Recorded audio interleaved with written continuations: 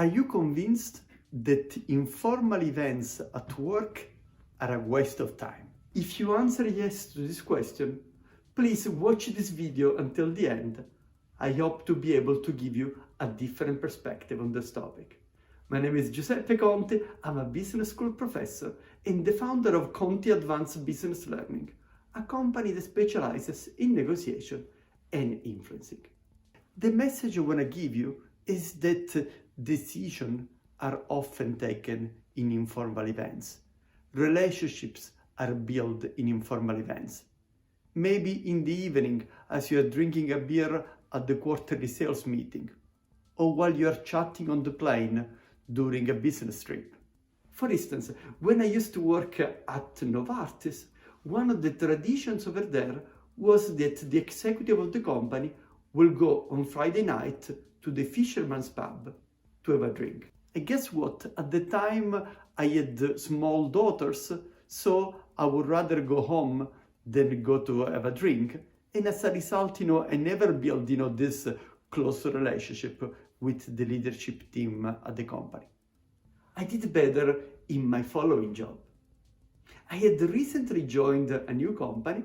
I had been with the company for 3 months. I was the procurement director for Europe at the time.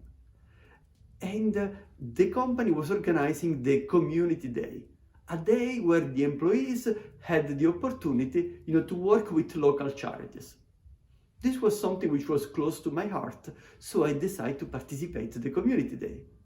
And then in the evening, at the end of the special day, the company organized a drink to say thank you to the people that contributed to this initiative. And at this drink, the CEO of the company came by. Now, I had been with the company for 3 months. I had not met the CEO before. And as he walked around, he made an effort to introduce himself to the people that he didn't know yet. So he came to me and told me, okay, hi Giuseppe, hi, nice to meet you. You're the new procurement director. Great. What's your first impression about the company? We had a bit of a chit chat. And then I told him, listen, there is one thing that surprised me. As a newcomer into the company, you notice a number of things that are done differently. I worked with large companies before, P&G and Novartis, and here a few things are done differently. Well, give me an example, Giuseppe. Well, for instance, the people from the help desk can access your computer without asking for your approval. I believe this is not a good practice from a security point of view. And as I notice things, I'm sure that other newcomers have noticed a number of things, and it will be good, to get together the newcomers and collect together ideas on how can we get the company to be more efficient and more effective. Okay, yeah, Giuseppe, okay, interesting idea, okay, good. Now, we stopped. Of course, he continues to go around meeting other people, and that was the end of the evening. The following morning, as I arrived into the office, I had already a message on my voicemail.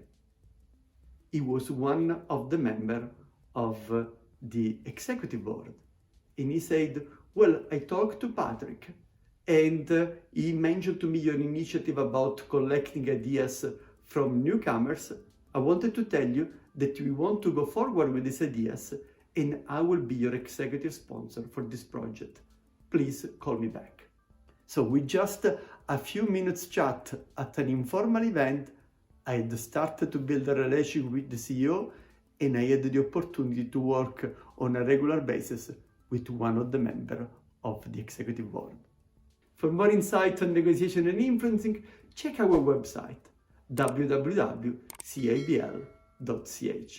Thank you.